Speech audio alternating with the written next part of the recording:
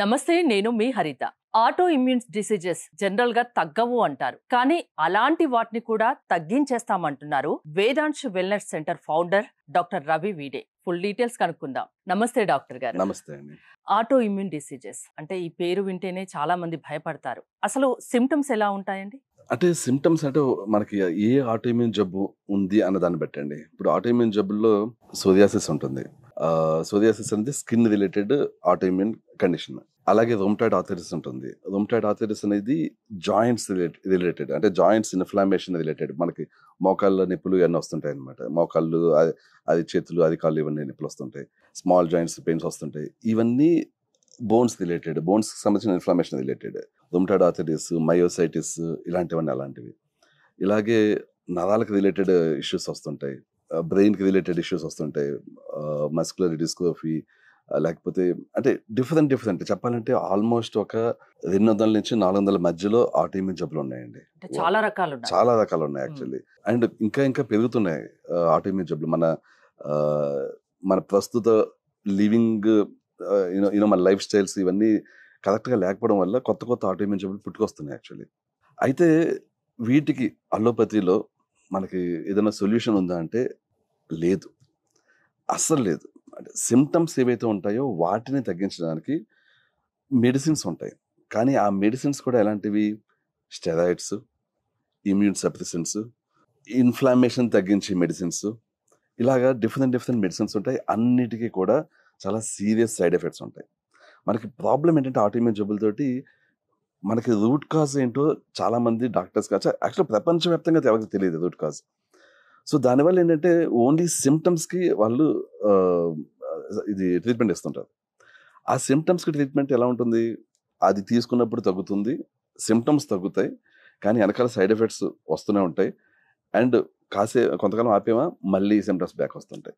ఏవైతే స్టెరాయిడ్స్ కానీ ఇవన్నీ వాడతారో వాటి వల్ల బోన్స్ అరిగిపోవడం, నరాలు వీక్ అయిపోవడం, ఇవన్నీ జరిగి చెప్పాలంటే మనిషి ఆయుష్ తగ్గిపోతుంటుంది.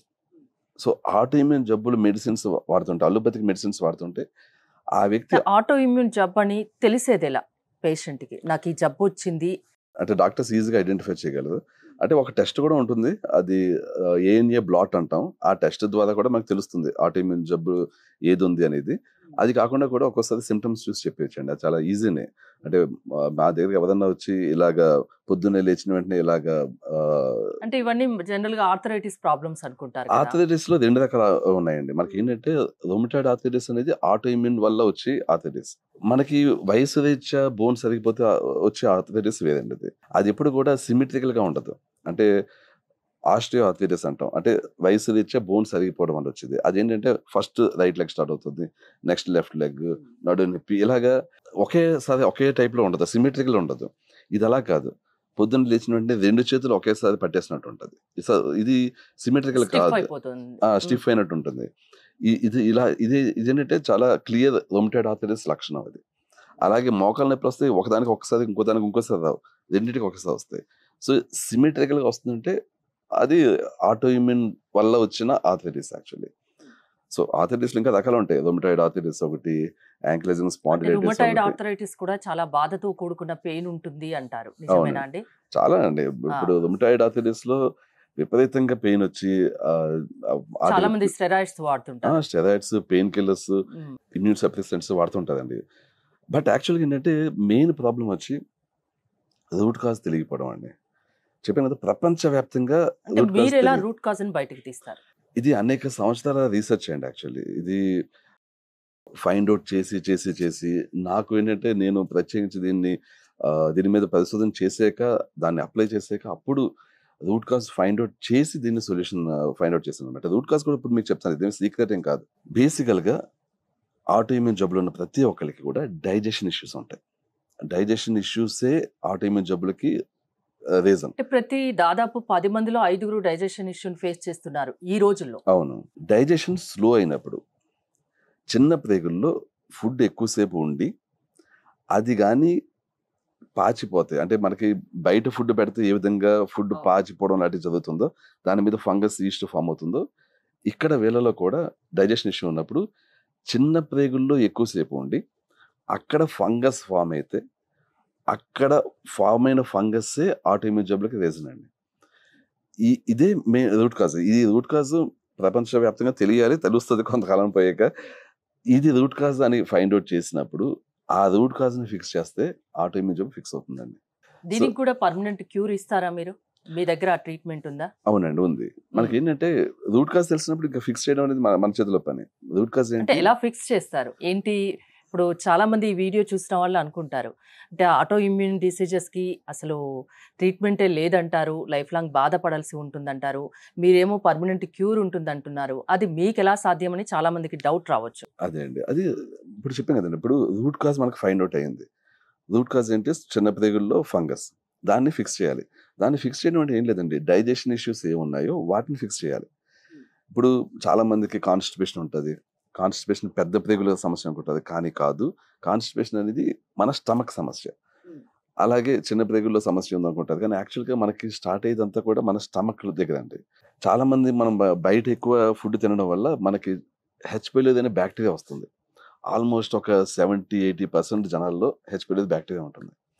అయితే బ్యాక్టీరియా ఉన్న ప్రతి ఒక్కళ్ళలోనూ సమస్య రాదు ఇది. బ్యాక్టీరియా అమౌంట్ ఎక్కువైపోతాయి. అంటే స్టమక్ నిండా ఒక 70-80% అయిపోయిందనుకోండి. అప్పుడు ఏమవుతుందంటే స్టమక్‌లో హెచ్‌సిఎల్ ప్రొడక్షన్ ఉండదు. మన స్టమక్ యాసిడ్ ప్రొడక్షన్ తగ్గిపోతుంది. తగ్గిపోయినప్పుడు ఏమవుతుంది? మనం తిన్న ఫుడ్ స్టమక్‌లో నిజానికి స్టమక్ యాసిడ్ వల్ల పేస్ట్ అయిపోవాలి. ఆ పేస్ట్ అయిపోయాక చిన్న ప్రేగులకు వెళ్ళాలి. ఇప్పుడు దీనివల్ల ఏమవుతుంది? పేస్ట్ అవ్వకుండా డైరెక్ట్‌గా చిన్న ప్రేగులకు వెళ్ళిపోతుంది. సో, పేస్ట్ అవ్వకుండా డైజెస్ట్ కాకుండా చిన్న ప్రేగులకు వెళ్ళేసరికి ఏమవుతుంది? అక్కడ ఎక్కువసేపు ఉండిపోతుంది. అక్కడ ఎక్కువసేపు ఉండి అక్కడ ఫంగస్, ఈస్ట్ ఫార్మ్ చేస్తుంది. దానివల్ల ఈ జబ్బులొస్తున్నాయి. మనం ఏం చేయాలి? ఆ స్టమక్ దగ్గర పేస్ట్ అయ్యేలా చేయాలి. అంటే ఏం చేయాలి? ఫస్ట్ ఆ హెచ్ పైలోరీ అనే బ్యాక్టీరియాని చంపాలి. హెచ్ పైలోరీ బ్యాక్టీరియాని చంపి స్టమక్ యాసిడ్‌ని బాగా పెరిగేలా చేస్తే స్టమక్ యాసిడ్‌ని పెరిగేలా కూడా చేయొచ్చండి. అంటే రూట్ కాజ్ కనిపెట్టి ట్రీట్మెంట్ ఇస్తే ఏ జబ్బైనా ఏ తగ్గుతుంది జబ్బైనా అంటారు. తగ్గుతుందండి. అంటే మీ దగ్గర మీ వెల్‌నెస్ సెంటర్ ప్రత్యేకతలు ఏంటండి? అంటే ఎక్స్‌పీరియన్స్ డాక్టర్స్ ఉన్నారా? ఎంతమంది ఉన్నారు? ఏ చోట్ల బ్రాంచెస్ ఉన్నాయి? ఒక్కసారి చెప్తారా? ఓకే. ఏంటంటే ఎక్స్‌పీరియన్స్ కంటే టాలెంట్ ముఖ్యం అండి. మనకి రూట్ కాజ్ తెలియక అలాగా సింప్టమ్స్‌కి వైద్యం ఇస్తుంటే అది ఇప్పటికి తగ్గదు. నేను నాతో పాటే ఈ ఆహ్, experienced MD, Ayurveda doctors and న్యూట్రిషనిస్టులు అలాగే ఎంబీబీఎస్ వాళ్ళు కూడా ఉండి మేమేంటంటే ఈ గ్రూప్ ఆఫ్ వీటికి డాక్టర్స్. గ్రూప్ ఆఫ్ ఇదనమాట. ఒక అంటే they work under wellness our Vedansh wellness centre. They are in our payroll actually. But ఏంటంటే వైద్యం విషయానికి వచ్చేసరికి మేము ఒక ఈ జబ్బు వస్తే ఇది వైద్యం అనేది ఒక అందరం కలిసి ఒక అగ్రిమెంట్లో ఉంటాం అనమాట. ఇప్పుడు బయట అనుకోండి మనకి డైజెషన్ ఇష్యూ అదే పోనీ ఆటో ఇమ్యూన్ లేకపోతే డైజెషన్ ఇష్యూస్ ఏదైనా ఉన్నాయనుకోండి. చాలా మంది చేసే పని ఏంటంటే చాలా మంది గ్యాస్ట్రోఎంటరాలజిస్టులు చేసే పని ఏంటంటే సింపుల్‌గా యాసిడ్‌ని తగ్గించేసి మెడిసిన్స్ ఇస్తుంటారు. దానివల్ల ప్రస్తుతానికి మీరు టెంపరరీగా మెడిసిన్స్ ఇవ్వరా? ఇస్తామండి. హ్మ్. ఇస్తాము. బట్ ఏంటంటే చెప్పాను కదండీ! రూట్ కాజ్ ఏది ఉంటుందో దాన్ని ఫిక్స్ చేయడానికి ఇస్తాం. ఫర్ ఎగ్జాంపుల్ ఆటో ఇమ్యూన్ జబ్బుదనుకోండి. చాలా మంది ఇచ్చే అంటే ఏది పడితే అది ఇవ్వకుండా సింపుల్ థింగ్ అండి. ఆటో ఇమ్యూన్ జబ్బుని ఒక డాక్టర్ దగ్గరికెళ్ళారనుకుందాం. ఏమివ్వచ్చు మాక్సిమం? వాళ్ళకి ఇమ్యూన్ సప్రెసెంట్స్ గానీ, స్టెరాయిడ్స్ గానీ, ఎన్ఎస్ఏఐడీస్ అని ఉంటాయి. అవి గానీ, డీమార్ట్స్ అని గానీ ఇలాగ ఉంటాయి కొన్ని మెడిసిన్స్. అవే ఇస్తారు. అవి తప్ప వేరే ఏమి ఇవ్వరు యాక్చువల్లీ. దానివల్ల సింప్టమ్స్ తగ్గుతాయి టెంపరరీగా. మేమేం చేస్తాం? సింప్టమ్స్‌ని పట్టించుకోం. సింప్టమ్స్ ఉంటే 15 రోజులు ఉంటే 1 మంత్ ఉంటది. అడ్జస్ట్ అవ్వండి. మీ ఒరిజినల్ రూట్ కాజ్ ఏంటి? డైజెషన్. సో, డైజెషన్‌ని ఫస్ట్ ఫిక్స్ చేస్తామండి. డైజెషన్‌ని ఫిక్స్ చేసి మా డైట్ వాళ్ళకిచ్చినప్పుడు ఆటోమేటిక్‌గా వాళ్ళకి ఆ జబ్బు తగ్గుతుంది. సో, 3 మంత్స్‌లో జబ్బుని తగ్గించి ఆ తర్వాత డైజెషన్‌ని మళ్ళీ పాడు చేసుకోకండి అని చెప్పి వాళ్ళకి డైజెషన్ పాడవకుండా సరైన సప్లిమెంట్స్ అన్నీ ఇస్తాం మేము. సో, వాళ్ళేంటంటే ఈ 3 మంత్స్ పోయాక బయటికెళ్ళి అంటే ఐ మీన్ బయటకొచ్చేస్తారు డైట్ నుంచి. కానీ వాళ్ళ డైజెషన్‌ని జాగ్రత్తగా చూసుకుంటారు. ఇంక మళ్ళీ వాళ్ళకి లైఫ్‌లో ఈ రుమటాయిడ్ ఆర్థరైటిస్ గాని ఇది రాకుండా గాని ఉంటుందా? రాకుండా ఉంటుంది యాక్చువల్లీ. ఓకే. ఆటో ఇమ్యూన్ డిసీజెస్‌తో బాధపడనవసరం అవసరం లేదు. ఒకసారి వేదాంశ్ వెల్‌నెస్ సెంటర్‌లో ట్రీట్మెంట్ తీసుకొని చూడండి అంటారు. అవునండి. రవి గారు ఎక్కడెక్కడ బ్రాంచెస్ ఉన్నాయి? ఒక క్లినిక్ ఏమో ఇక్కడ రాంపల్లి క్రాస్ రోడ్స్ దగ్గర ఉందండి. వెల్‌నెస్ సెంటర్ రాంపల్లి ఊరికి దగ్గర ఉందండి. అక్కడ జంక్షన్‌లో ఉంది. కానీ ఇవి చెప్పాలంటే ఆహ్, ప్రస్తుతం చిన్న స్థాయిలో ఉన్నట్లు లెక్క. ఒక అంటే పెద్ద స్కేల్‌లో మాసాయిపేట అంటే యాదగిరిగుట్టకి ఒక 5 కిలోమీటర్స్ డిస్టెన్స్‌లో ఆల్మోస్ట్ ఒక 10 acres ల్యాండ్లో మేము పెద్ద స్థాయిలో దీన్ని స్టార్ట్ చేస్తున్నాం. ప్రకృతికి దగ్గరగా. ఎగ్జాక్ట్లీ. ఉమ్, సో ఏంటంటే ఏదైతే మా ట్రీట్మెంట్ ఫాలో అవుతున్నప్పుడు ఆటో ఇమ్యూన్ జబ్బులు చెప్పాం కదా అసలు ముందుగానే చాలా ఇబ్బందికరంగా ఉంటాయి. సోరియాసిస్ కానీ ఈ మయోసైటిస్ కానీ ఇలాంటి జబ్బులు చాలా పెయిన్ఫుల్ గాను చాలా ఇబ్బందికరంగా ఉంటాయి. అక్కడికి వచ్చినప్పుడు వాళ్ళు అక్కడే ఉండి కంప్లీట్ గా ఈ జబ్బు క్యూర్ చేస్తున్నప్పుడు ప్రకృతిలో ఉండి మిగతా టెన్షన్స్ అన్ని పక్కన పక్కన పెట్టేసి పెట్టి ఎలా వండాలి ఏం తినాలి అలాంటి ఏం ఉండవు. అంతా కూడా మా వాళ్ళు చూసుకుంటూ ఉంటారు. అది ఇప్పుడు కూడా ఉంది యాక్చువల్గా. ఇక్కడ కూడా మా రాంపల్లి బ్రాంచ్ లో ఒకసారి పేషెంట్ జాయిన్ అయ్యాక ఇంకా పేషెంట్ తన గురించి ఏం పట్టించుకోవాల్సిన అవసరం ఉండదు. టైం టు టైం సప్లిమెంట్స్ కానీ మెడిసిన్స్ కానీ అన్ని డైట్ మీరే కానీ అన్ని మేమే చూసుకుంటారు ఇక. చూసుకుంటాం యాక్చువల్లీ. ఇక్కడ కూడా ప్రశాంతమైన ఎన్విరాన్మెంట్ లో మనకి ఏంటంటే టీవీ ఇంటర్నెట్ అన్ని ఉంటాయి అనమాట. ఇది ఓన్లీ ఆటోఇమ్యూన్ జబ్బులోనే కాదు, డయాబెటీస్ అనుకోండి, లేకపోతే మోకాళ్ళ నొప్పులతో బాధపడుతున్న వాళ్ళు పెద్దవాళ్ళు అనుకోండి వాళ్ళు కానీ, షుగర్ బీపీస్ తగ్గించుకోవాలనుకున్న వాళ్ళు, ఇంకా ఏదన్నా చేస్తారు జబ్బులు అవి అదే ఇదని కాదు. ఫర్ ఎగ్జాంపుల్ స్ట్రోక్ తో బాధపడుతున్నారు, స్ట్రోక్ వచ్చి ఆ సిమ్టమ్స్ ఇంకా తగ్గట్లేదు, లేకపోతే పెరిఫరల్ సర్జరీ మేజర్ సర్జరీస్ అయ్యాక కోలుకోవడానికి టైం పడుతుంది కదా, అలాంటి వాళ్ళు మీ దగ్గరికి వచ్చిన ట్రీట్మెంట్ ఇస్తారా? అలాంటి వాళ్ళు కూడా ఇస్తామండి. ముఖ్యంగా ఉమ్, పెరిఫరల్ న్యూరోపతి, పార్కిన్సన్స్ ఇలాంటి వాటికి కూడా జబ్బులకి సొల్యూషన్ లేదంటారు. వాళ్ళకు కూడా ఇక్కడ తగ్గుతుంటదండి.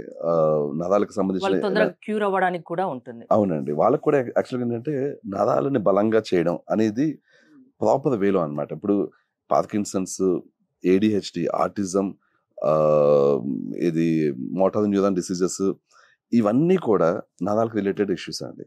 ఈ నరాలని కూడా నరాల ఇష్యూని కూడా రివర్స్ చేసి నరాలు బలంగా చేసేలాగా diet, supplements, right supplements and with proper environment మా దగ్గర లభిస్తుందండి ఓకే, యాక్చువల్లీ. ఎలాంటి జబ్బుకైనా పరిష్కారం వేదాంశ్ వెల్నెస్ సెంటర్ లో ఉందని చెప్తున్నారు. అవునండి. థ్యాంక్ యూ రవి గారు. మోర్ డీటెయిల్స్ కోసం స్క్రీన్ పైన స్క్రోల్ అవుతున్న నెంబర్స్ కి కాల్ చేసి కాంటాక్ట్ అవ్వండి. చూస్తూనే ఉండండి సుమన్ టీవీ.